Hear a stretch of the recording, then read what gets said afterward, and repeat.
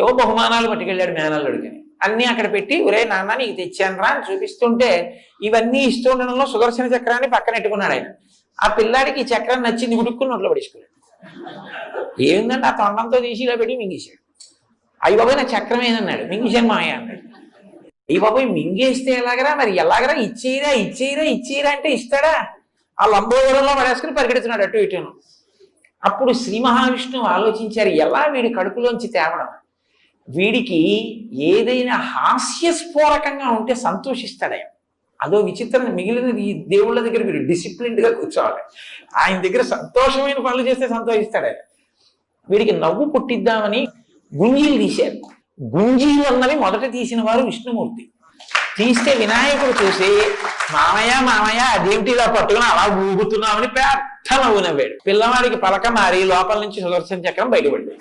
అమ్మయ్య చాలా బాగుంటుంది.